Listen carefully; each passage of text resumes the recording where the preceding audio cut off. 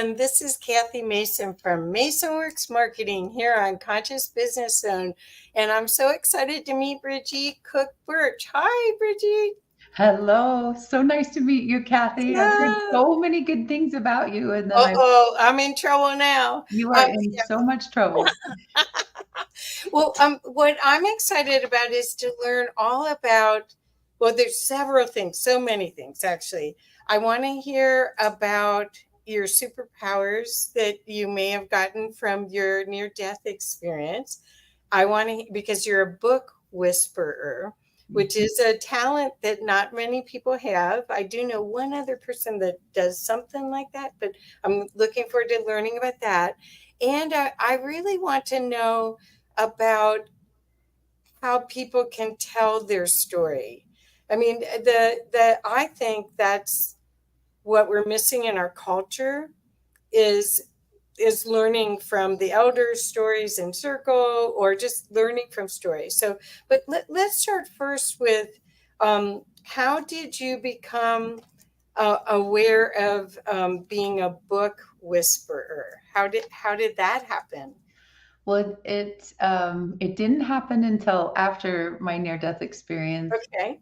but it was in being able to really be present with people and listen to their stories. Like when I came back from my near-death experience, I had this beautiful awareness of the totality of a person, and I could see things that I never could see about humanity and individuals before, and so I could sit down and be really present, and I could hear the stories they were telling, and I also had a gift, I think, to be able to hear behind the stories, because sometimes there are things that we process out loud and we tell about ourselves, and then energetically there's other things, and there's also the reading in between the lines.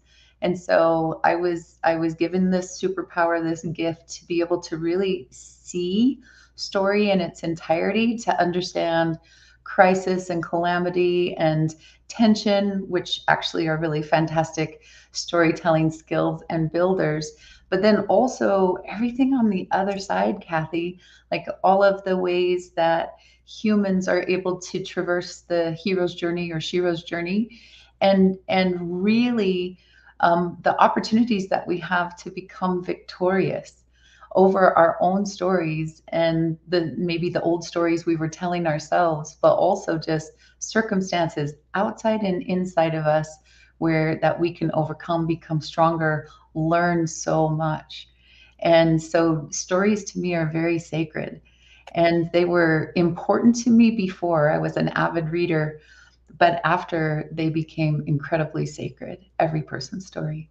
That's perfect. I totally understand. I understand because I think that we learn best through allegory and story, but it's also that you don't feel alone when you start to have experiences with other people communicating. I think that's the indigenous knew that.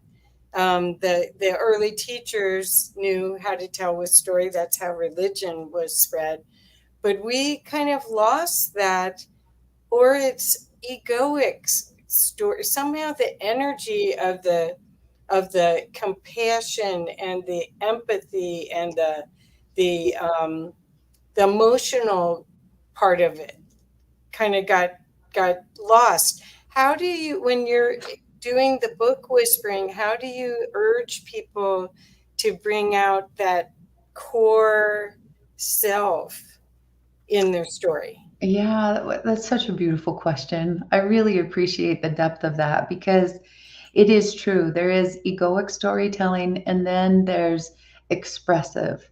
And the expressive, which really it involves a lot of show me stories, it involves a lot of, I'm going to take you on a journey inside of myself, and I'm going to be real, and I'm going to be raw, and I'm going to be so vulnerable, so that you see what I am in sometimes a pit of despair, when I have foibles, when I have fatal flaws, as every good hero or shero does, has fatal flaws. And also at certain times when redeeming qualities come forward. So I invite my storytellers to be just that vulnerable, raw, and real. It doesn't mean you're airing all your dirty laundry, but it means the emotional aspects of the rises and falls of your story, the emotional aspects of when you experience loss or making a mistake or grief. That those things are real and tangible to the reader, and you can connect. And Right. then when you rise from those things, there's also, wow, well, if she can do that or if he can do that, maybe I can do that too. Exactly. And we learn so much. Yeah. And Yeah, I love that. And I think that's the lesson of all of this near death experience, superpowers, that once people get through the fear and the judgment, self-judgment is the problem. yeah. Almost everyone that's had a near death experience or a spiritually transformative experience realizes that you created it all. Now, you may have created it before you embodied without, and you don't remember, or it may be ancestral in your system that you chose to be incarnate in these family lines that had these things so that you could see if you could figure out as the game goes you could figure out how to release it. But that's one of the things that the courage to make mistakes and to learn from mistakes and just to Mhm. keep going is a common trait that I see with almost all near death experiencers that I just love. I love. Plus, they love themselves. They Yeah. somehow. Now, could you talk a little bit about that? Because did you find that when you went through what was your near death experience like? Do you want to Well, share a little bit about that? yeah, after we just talked about being really vulnerable, okay, I will be really vulnerable with you. And there was a time that I didn't share this because I didn't know how to share the depth Yeah. of the vulnerability. And I also wasn't sure how to share the depth of the miracle that happened either. And it was so sacred and special. And I knew what had happened, but to not have another person in the room having that same experience, sometimes it can play on the confidence levels and who you decide to share it with. So I totally get that. So I was in a hospital room and I had been there. I'd lost 30 pounds in 3 days. I was incredibly emaciated. They couldn't even give me a regular IV. I had to have what was called a subclavian, and they were just trying to save my life. And I had a horrific infection, so they're giving me all these different 6 or 7 different intravenous antibiotics. And what none of us knew, including the doctors and the nurses, was that one of those was killing me. Oh I my God. was allergic to it, had never had it before, and so we didn't know. So we were taking care of the problem, but part of the solution was killing me. And so um, the vulnerable part of this was I was going to college. I was a major partier. I was working 3 jobs just to make ends meet. Didn't know how to ask for help, was trying to get good grades. I was failing miserably on about 25 fronts. Oh, And I didn't have a great relationship at the time with my parents. I wasn't very honest with myself or with what was going on in the world. I just, every day was a struggle to survive. And a lot of it was the stories I'd been telling myself yep. about not being worthy of anything. And so what did end up happening is I had 2 beautiful shining light presences that filled my room. And one of them I recognized immediately. And to me was a very sacred figure. And he told me I was being given a second chance at life. Oh, So here I was just moments before listening to nurses in the corridor who saying, she's not going to make it until morning. And then he tells me, I get to fulfill the measure of my creation. I get a second chance. And I will never forget that moment. And there was this beautiful thing that happened where I was able to tell the nurse the next day that one of the antibiotics, and I could point out which one was killing me, and she just thought I was crazy. But fortunately, the doctor had been through enough of these experiences with other patients. He said, "Well, it won't hurt to take her off this one." And then I was able to walk out of the hospital on my own power within 24 hours. So Wow. that was a beautiful miracle. When I came home, because of what happened in that hospital room when he was there, I'm sure you have heard this over and over again, but there was so much unconditional love. Like I still get weepy just thinking about and joyful at the same time. Like every single cell in my entire body was vibrating with love. Right. And the hospital table was, the tray was vibrating, and everything in his presence was just vibrating, but I could feel it in my body. And and so to be healed and to know I get to do this thing called life. Like I get to go out there and make something of it. And I began to tell myself a little different story. And when you said about the self-love, I hadn't had that before. I had self-survival, but I Right. didn't have self-love. And for the first time in my entire life, I could look into the mirror and I could see love there. And then what was so beautiful was I was able to look into any human's eyes that I came into contact with, and I could find a way to get to Yeah. that source. Even hardened gang members and high risk youth in Denver that I started working with, it was like I saw their stories. I saw what made them believe the things that they believed, and why certain things were so important to them. And I could also see beyond that. And so it was really beautiful because that self love enabled me to walk into circumstances and situations and engage with people that I would not have been able to do before, but also an outpouring of love for them because I knew what it was like to be loved without condition. Oh, is that And, I have the most incredible adoptive parents that any girl could ever ask for. And they were very unconditionally loving and yet very human, just like all of us, right? But this presence that was so unconditional taught me so much. So without needing anything from other people, I could just love them and love their stories. And so it set me on this just incredible path of what are the stories that we tell ourselves. And then when, especially as adults, because you mentioned about this choosing, and you and I are spiritually aligned in that way because I believe that we made some contracts before we came here of, hey, I'm going to show up in this way. And maybe it's even as someone, choosing to do something evil, but I'm going to show up in this way, and I'm going to be brave, and I'm going to do these things so that we can grow together. right? And I truly believe that those things happen.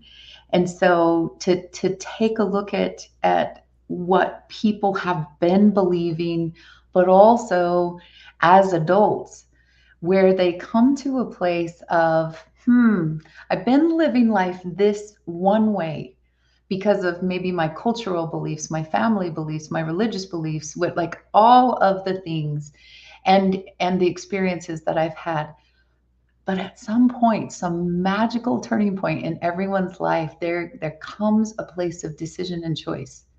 And that is to no longer be a victim of circumstances Exactly. and to choose one's own way into something better. That's perfect. I'm in the background going, yes, yes, yes, yes. Because that's what conscious business zone is about, is most of the audience are small business owners to medium-sized business owners that have their servant leaders. And a Mhm. servant leader takes care of their customers and their employees before they take care of themselves, and they need to hear about the bravery and being reinforced that they're not alone in this brave adventure to turn the boat around, and have a more compassionate world. Seeing Mm. ourselves, it's not just oneness, it's really about how do you create a team of people and see their divinity and their gift and bring that out so that it's better than one, that Jesus said, bring two together. But this is more about team, where you get to be the coordinator and the uplifter of that team. And so Right. when you know these things about being fearless, mistakes are good. They Hmm. show you what doesn't work. When you know that every person is a gift. So the hierarchy model of business is usually, it used to be, it was this hierarchy. People did everything down here. By the time it got up here, it was yes, no. And, Hmm. and that's changing more to a circle now. And so, what the knowledge that you're offering and the stories that you're offering, the insights from them, are teaching lessons for everyone to benefit from on their journey to wholeness, and change their self-talk, change their way they look at life, um, look at everything in a best case scenario. Yeah.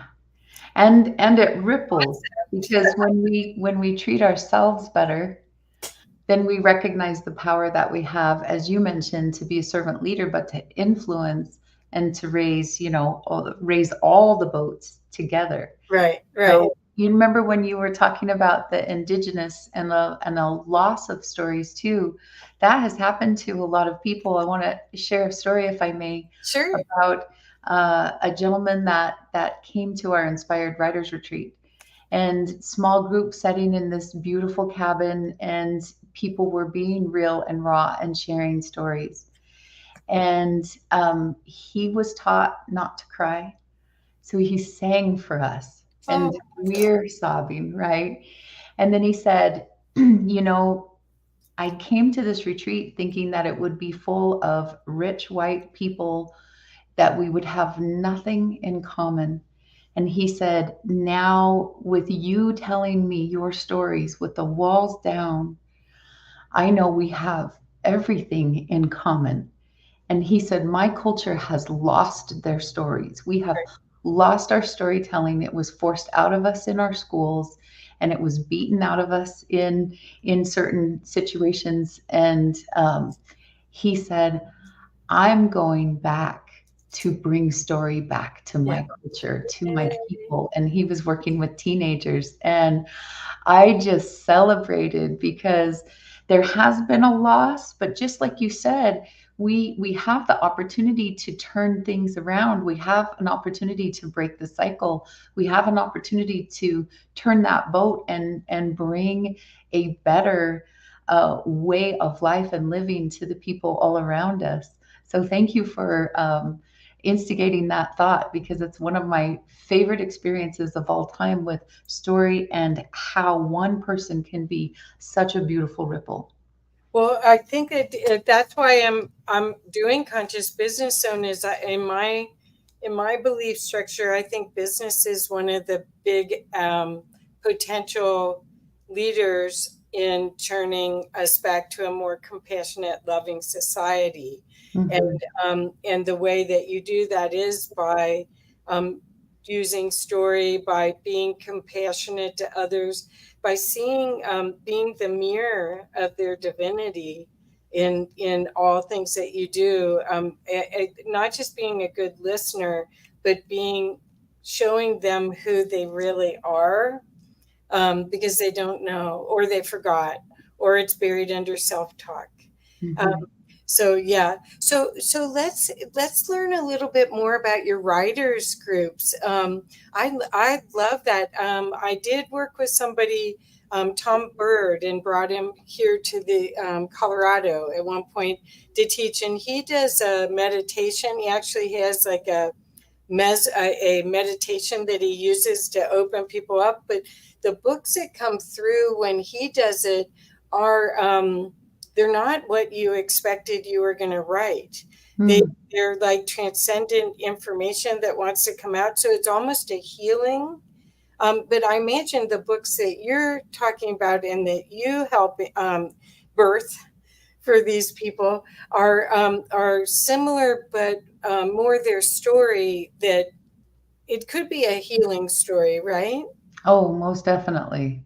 In fact, almost everyone turns out to be, whether they're doing a business book or, a self-help book or a memoir or autobiography, and even those who are working on fiction. The beauty of it is that there's, even fiction, we put ourselves into our characters. But in terms of these others, when a person has an opportunity to reflect back on their life and write about it, two things happen. One is, especially for people who've been through really traumatic circumstances, is that the brain operates differently. So if you express something out loud in your storytelling, you can often trigger those same responses in your body as when things happened. But when you sit down to write, whether at the keyboard or you're writing by hand, a different function has to take place inside of the brain, and you become a witness of yourself, which is really powerful. And it takes the amygdala from fight or flight into more of an observer, and you're able to get to this place where you can access deep truths, deep emotions, beautiful lessons on the other side of that. And there's a lot more self compassion, and you have the ability to then turn around and gift that to the reader. Yeah. It's an incredibly empowering and powerful process.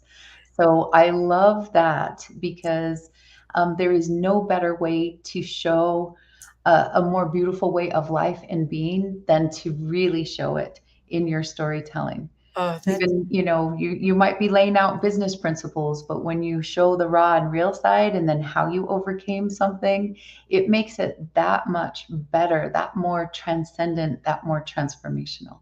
yes. I think that we're looking at a time where we're looking for new heroes. Mhm. The old heroes were sports figures or politicians or maybe religious leaders, and it seems like we're out of that guru kind of time period to real people that are heroes, and that's what stories help people do, is realize they did it, I can do it too. Plus um, the identification of the different aspects of your journey in a different way by seeing it through another's eyes, and their verbalization of it is so powerful. That's why I had a spiritually transformative experience, and just I went crazy into all the near death experiencer books because I wanted to see how they articulated it, because I didn't have any words. Yeah. And I didn't really need validation that I wasn't crazy, because I had already been doing weird stuff since I was a little girl. So I already was on my journey. But it is difficult to integrate that bigger picture into this reality. Once you've seen the bigger aspect of how this all is available, then to integrate that into your life. And I wake up every morning 20 years later still remembering that Mhm. viscerally and grateful for that, but didn't have a way to express it until I stumbled on the near death experience information that gave me this mystical language, this connection to nonverbal, it made it verbal, um, thing. So More of a common shared language that more beautifully expressed what you had experienced. I love that. well, I think what it is that so much of this is felt. Mhm. It's not here, it's in your heart. So when you go to your heart, that doesn't necessarily, it gets dumbed down when the words come in. So that's what I was having struggles with. It was like, no, that's not right. That's not the right word. Or but then I found some mystical near death experience work. And then you just go, wow, they nailed it. That I can explain it better now. Not that I was using their words, but I at least had words. Do you Right. do that too with? Yes. And when it's beautiful when I have an opportunity to work with a near death experiencer. That's often they're like, I, I I don't know how to take this amazing experience and articulate it in words. But when you attend something like IANS, or you go to a writer's retreat, or you go somewhere else where other people have similar experiences, and you hear the language or you read the books, all of a sudden there's more of a common tongue. Mhm. And I like how you said it, like you didn't have to use their words, but all of a sudden you knew how you could express it better. Right, right. And that's That's what what we the find, yeah, you're not alone, you're not crazy. This happens to more people than it doesn't happen to, as we know through scientific studies. And now we're becoming brave enough to share and to teach each other, and to be able to change the world through these stories. They bring so much hope of, why are we really here? And that there's so much more on the other side that is incredible and intense and amazing. And this life right now is miraculous. This present moment is miraculous, and it's also not the end. right, right. So, Well, I think that so much of this is programming. mhm. And so when you have a transcendent experience, you sometimes your programming just doesn't fit with what you perceived. And that's the thing that you have to go, okay, does that make me happy or sad? Does that serve? But I even noticed when the lockdown started, I had a beautiful office and I had to move back home. I'm still in my home right now. And I had three room office with a big conference room and everything, and I had it Mm. just the way I liked it. And then no one was going to ever come to that office again, so I shut it down. And but I found myself, I'm working at the computer, and I realized my self talk. I was like, did I just say that to myself? Oh Mm. my goodness! So it was interesting how that time period was a huge reflection. Did you find that a lot of people wrote books during that time, right at the beginning of the shutdown, that were part of this healing perspective that I'm talking about, where I just didn't even realize no one else had to say something bad about me. I was not being nice to myself. Yeah, the whole epidemic brought everything to a base level for Yeah. so many people. And so I think, I myself, I gained weight. I found myself in a lot of intense anxiety, and I have so much hope on a daily basis and so much joy on a daily basis. But even then, and so I had to start monitoring what I would allow myself to listen to watch, to screen, and then I would get to remind myself to, who am I really? Why am I here? And what can I do in this moment? Perfect. And I began to create differently. But I was beautiful because we had so many authors that that went to the same base level. Excuse me. And what was so beautiful about it was to get back to knowing who they are, and again why they're here. But the emotions brought up a lot of past experiences for people, and they decided to take the time to sit down and write it and witness. And Perfect. those who actually did the writing, they found themselves better off, when COVID was more complete and we could come back out again, than those who didn't write, than those who said, "Oh, I want to write," but they never actually did. I saw a remarkable difference in how they were handling anxiety and fear and forward movement. So I'm really glad that you brought that up, because it was an opportunity. And I think anytime we face a crisis, we have an opportunity on how are we going to respond, and are we going to let this make us, are we going to let it make us fold, or are we going to let it sculpt us and make us better? Right. And so we're always at choice. And there were times I didn't let it make me better. And then daily I started to shift that and change that around. And it was so refreshing to see other people do that too. So there was a plethora, not just from my students, but a plethora of books that came out. In fact, the publishing houses are still full of so many books that came out of that era, because people decided, you know what?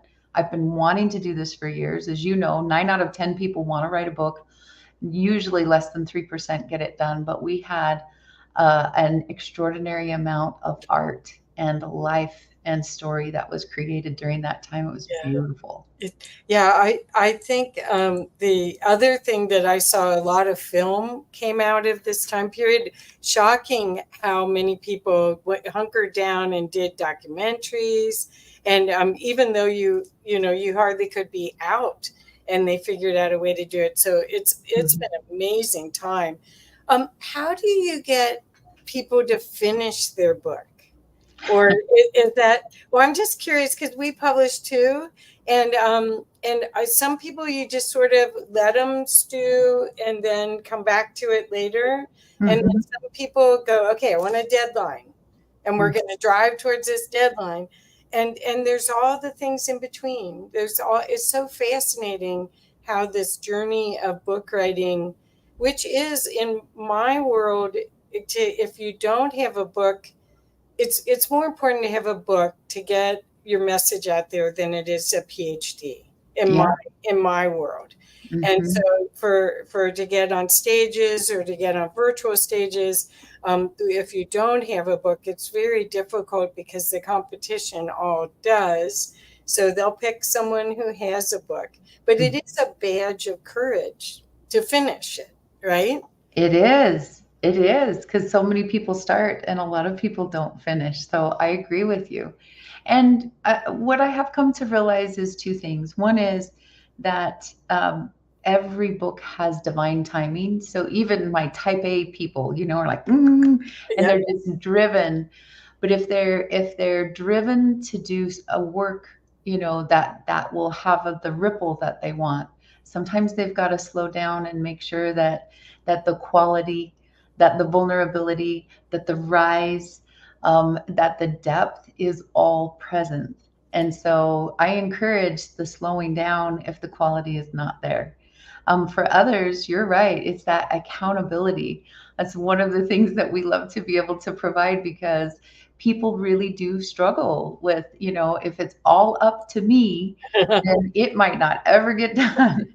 But if they have someone that they've got to be accountable to every 2 weeks, all of a sudden it's like, oh, I've got homework and it's due, and I've got to implement what I learned the last time. And they end up becoming better writers, better authors, better expressors. But also, they finally get the book done. It's a wonderful thing. And Oh, in this world of conscious business, Warren Buffett has said, if you want to be worth so much more in your lifetime, up to 60% more in your lifetime, learn how to express yourself on paper and in person. And oftentimes, by learning how to express ourselves on paper, we become better authors, of course, but also speakers, leaders, healers. We know what we have to say. So the writing process is really valuable in creating abundance and income, confidence, all of these things. And you're right, people get paid more. And I find the same thing in my circles. It's like, if you have a book, it opens many more doors than does a PhD. that's right. That's right. And it's almost the inexpensive business card for a lot of business people. Mhm. But for it just depends on what kind of book it is. And I'm not really talking about poetry. I really don't have any experience with publishing poetry, although I like to read it. But it's more the going to a Christmas party, and every year you, not last year and the year before, but every year you'd have a something to drink, and you'd be talking to that person, hey, you finish your book yet? And they're, nope, nope. So Nope, yeah, nope. divine timing. It's like divine kick in the butt kind of timing, really, right? Mhm. Yeah, in fact, I try to talk, especially when I'm working on a book, I talk less about that book than what I'm putting into it. I have to make sure because I can be a storyteller too, but then all that energy can be expended. And you're just telling stories about this amazing, idea or situation. In my case, I do a lot of ghostwriting or co-authoring of extraordinary people and their experiences. And I become their biggest fan, but I got to watch the talk and I got to get to work. I understand. I end up being the biggest fan of all my customers, it seems like. So do you use a story arc? Is there a formula that you use when you help teach people or guide people to write their content? I don't want you to give too much detail, but I think people would understand the value of what you're offering if they knew a little bit more about your process. Hmm. Are you comfortable with that? Yeah, I'm very comfortable with that because Okay. I work with people from all different countries around the world, and I love to work in small settings like our Inspired Writers Retreat, but also over Zoom and other things. I highly encourage a couple of important things. Number one is to make sure you know your own chronology, to have written down a timeline and to be specific about all the left brain details, time, space, those anchoring things, even records, of rites of passage and other things. And then the right brain stories, even if it's just a few sentences that jog your brain so that you have this visual of, oh my goodness, that witness I was discussing of your life, because you often see patterns of rises and falls in your own life that you wouldn't have seen if you're just thinking in terms of this story here and that story and this story. And then most people don't know how to put it together. Right. So the chronological timeline is where I tell even people who are doing self-help books, start there so you can really see, when did I learn this principle best? And where does it belong and how did I build upon that? And especially for autobiographies and memoir, this is really important because you understand yourself so much better. Yeah. And I hear stories and stories and stories from my clients who are like, this was worth more than all my years of therapy. Like, it becomes that understandable of, I chose to do this when he said this, and then it rippled out into this. And then that's why I ran off to go to college or married this guy. Like, all of a sudden you see the patterns of behavior and responsiveness that you had in the past, and you like yourself better. So that's number one. Number two is I invite everyone to take a look at the power of the three act play, because oftentimes when people are writing their own stories, they want to write every single detail. And those details are important to you, but they may not be as important or relevant to your reader. And so if you look at things in terms of a three act play, you're able to more encapsulate the most important aspects of things. Let's say, because we're talking about conscious business, let's just say you got 6 major and amazing promotions in your career. And while that's all beautiful to you, to your reader, it will get old after a while. And so it's important to pick, out of all the hard things that have happened to you and all the great things that have happened to you and that you've created, it's important to pick those turning points where you change the way you thought about yourself and it propelled you in a different direction. And that way, it's very relevant to the reader, especially if you have one strong, mighty message thread that leads your reader all the way from beginning to end. and they can see it and feel it. And you have a couple of other underlying threads in your rises and falls that also show up. And, so the inner battles and the outer battles and where the twain shall meet is what I love to say. And then if you're playing small, which most people do, Yeah. I invite people to take a look at the hero's journey. And there are several steps along the way, and there's been some beautiful creative work on that has made it more simple for people to understand. But I find that when people go through the hero's journey and they're like, oh, that's when I did that. Oh, I completely downplayed myself in there, or I totally forgot that story, or I didn't realize till this minute just how vitally important.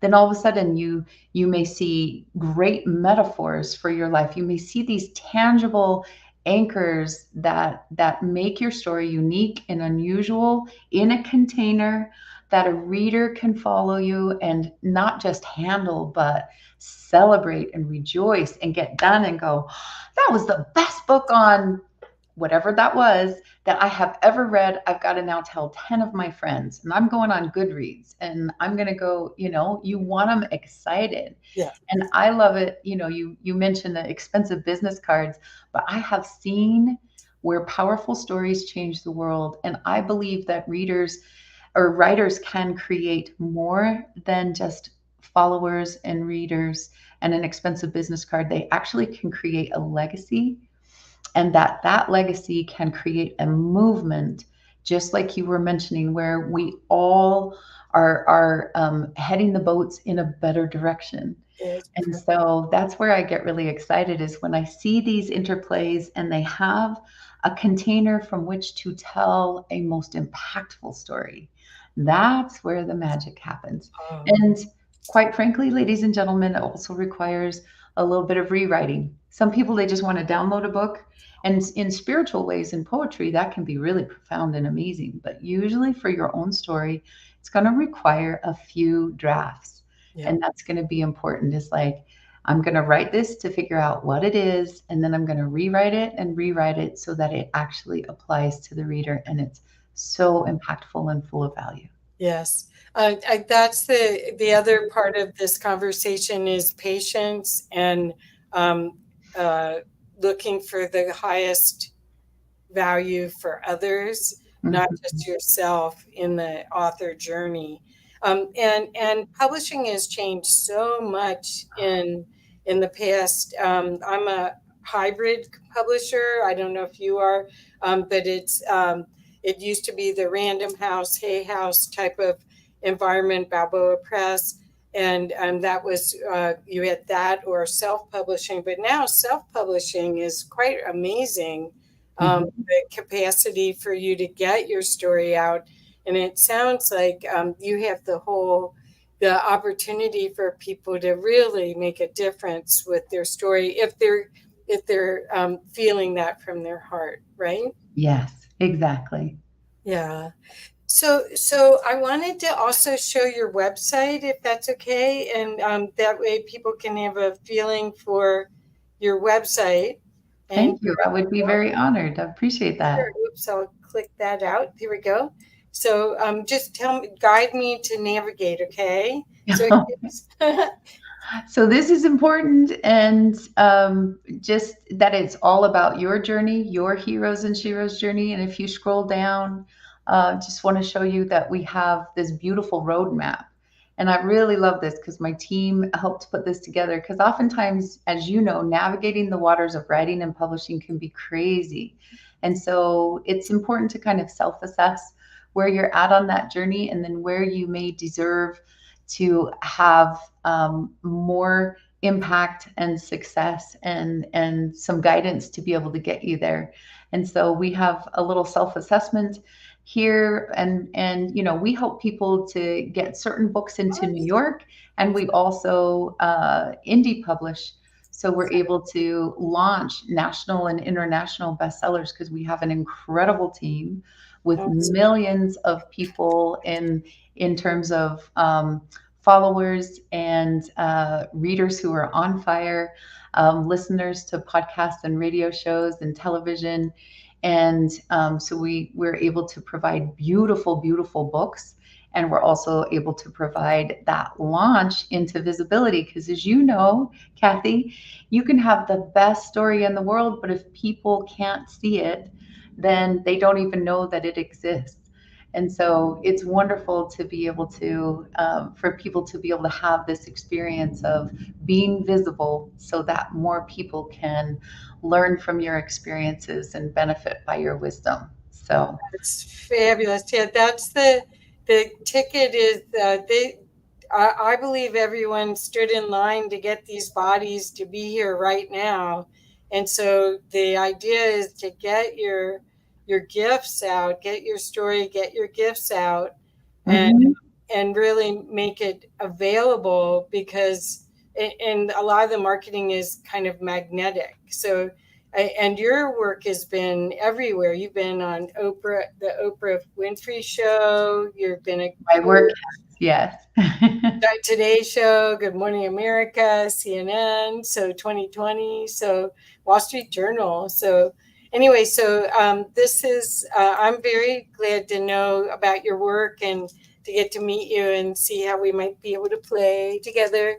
But I think what is really what we're sharing is that this is the time that we all came here for. This is the turning point. We're going from a time of high contrast and a lot of war, the war based, competitive based mindset to a more loving um, mindset. And that's what all the prophecies say. That's what indigenous prophecies. And Mhm. that's what we're hoping for if we're going to become telepathic. We got some work to do before. Although shared fields, sometimes you can't just do it. But that's one of the things that you and I are going to be at the IANS event in Mhm. Washington, near Washington D.C. in Virginia soon, and that I'll show that site too. The IANS event is going to be our biggest one ever. I was on a meeting last night, and there's um, hundreds more people coming this year than last year. Hundreds, and then That's online exciting. also.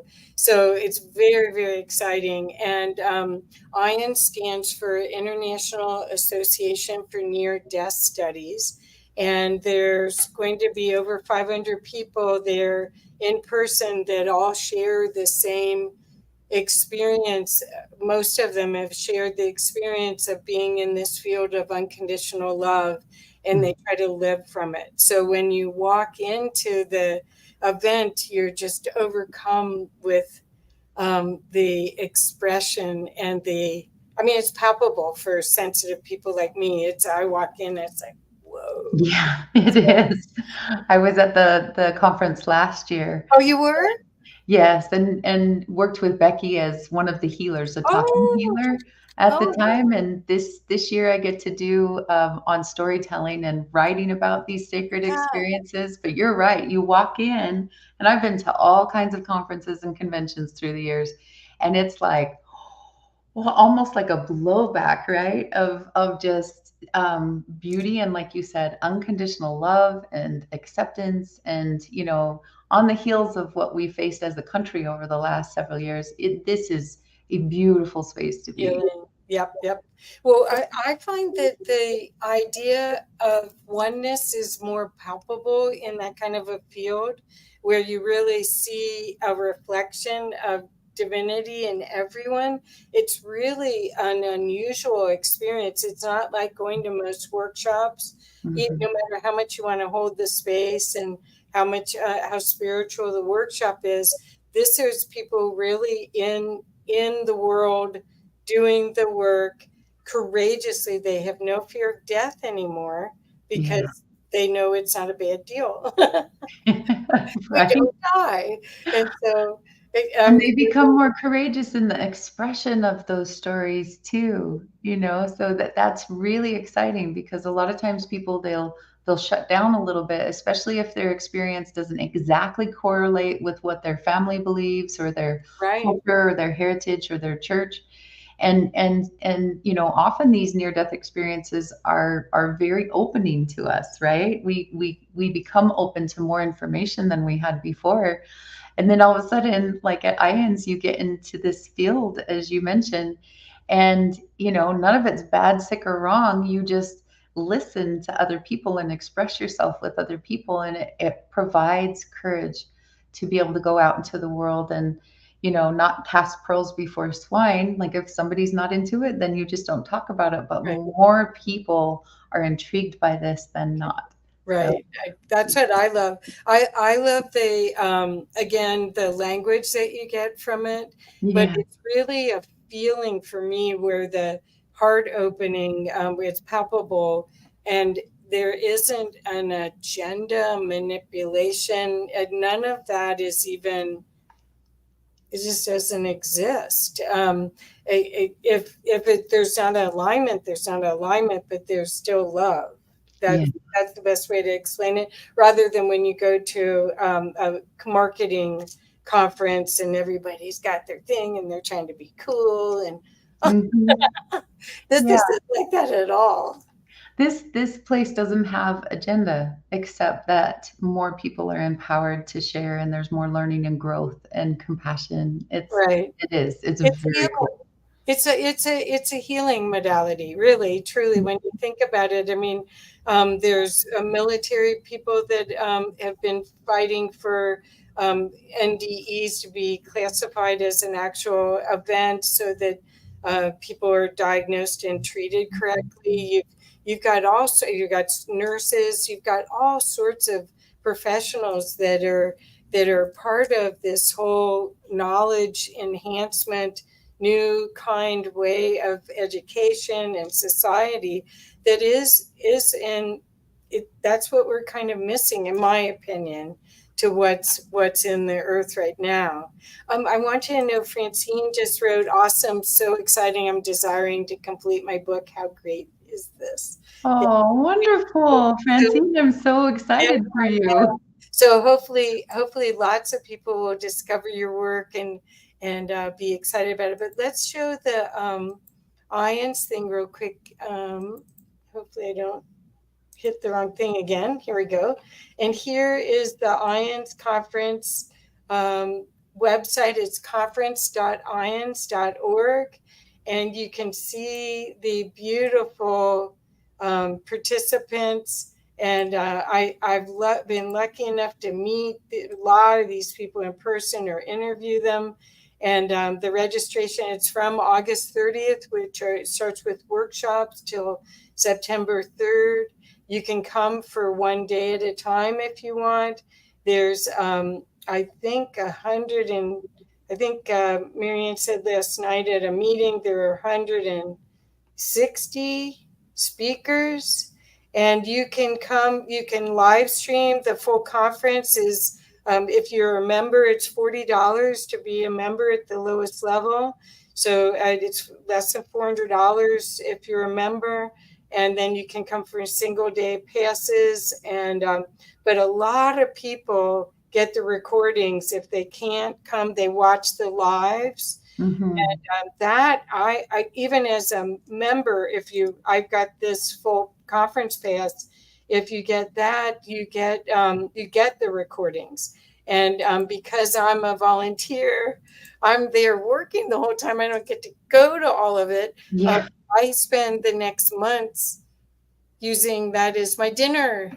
Oh, there you go. What a great way to learn It's an and hour. That's an hour. Yeah, well, I love this whole thing. I have to say, I'm really not just being a silly teenage or cheerleader here. I really love this. It's meant a huge opportunity for growth and for seeing the beauty in all things, mhm. that isn't reinforced in regular news or regular media. And so I just want to encourage everyone, if you want to have hope for the future and you want to question your reality and your capacity to make a difference, this is really something that you don't want to miss. You really don't, even if it's just online, right? Yeah. Bridget, you did it, so you know that there's nothing quite like it. Yeah, there isn't anything quite like it. And I will share something is that, when I had my near death, is I recognized that God has ultimate faith in humankind. And I hadn't known that before. So imagine going into a place that's filled with people who have that hope and understanding and are starting to create a world from that space. It's really empowering and intriguing. So, yeah, Kathy and I definitely invite you to come and be a part of it. And if you can't this time, do the live stream, get the library, and then come and join us next time. Right. And it is different than, you can go and watch a lot of these speakers on YouTube and get ideas, but it's amazing what comes through at these events. They Mm. save the best stuff. Um, they do. I mean, I've been to 6 of them now. So, and 2 of them were online that we really worked hard on. And the thing is that this is a phenomenon that's been studied and researched for over 40 years. Last year Mhm. was our 40th year. And what happens is that there is no doubt that there's a mystical connection available for every one of us that we just forgot about. Mhm. And so once you read these books and you hear these stories and you actually palpably can feel this information, it's life changing. You come out as a shero or hero, right? Yes. Yeah, and that's what we want. We want people that are courageous and that are co-creating with the best parts of life. Yeah. Well said, Kathy. That's Yes. really well said. Yeah. Well, so Bridget, how is the best way? I've been putting your website up, but is your inspired story your best place to reach you, or could you share the best places? Yes. So yourinspiredstory.com is the easiest way to reach me. And especially if you have a story you want to talk about, that you can sign up to do a free discovery call. I also have some free programs on there. Like if you're a little nervous about things, I have one called Author Unleashed, Crushing Your Fear. Oh, And that tends to be a really good one. And there's another one called Author Unleashed Going Pro. When you're like, I've got a story, I now got to make this happen, and it gives some really good insights. And so I welcome you there. I'm also on Instagram, Bridget Cook-Burch, the Book Whisperer, and you can find me on Facebook, Your Inspired Story with Bridget Cook-Burch. So I would welcome and love all your feedback, your questions, and for us to be able to connect. And I just get excited because I know the power of story to change the world, and I know the power of story to change your world and your story to change the world. So I love it and I welcome it. oh, well, thank you so much, and I look forward to being with you again, and learning more from you, because I this is the co-creation that we can encourage each one of us. We're constantly learning, we're constantly growing, and there is a great opportunity to see the best case scenario, and to become as powerful as you intended to be Yeah. without, Well right? said. Well said. Okay, so and it looks like Francine added you, Bridget. What an Oh, incredible story, and not yet shared. Great, great, great. Well, thank you, and everyone, please share this if you know of anyone that would benefit from learning about this and would benefit from getting their story out. Please share this. It's easy to share from Facebook or from YouTube. And we just love to empower and help as many people wake up to their divinity as possible. So thank you very much, Bridget. thanks, Kathy. It was Okay, a pleasure and an honor as always. okay. Yeah, we'll connect soon. Thank you. Take care. Bye bye.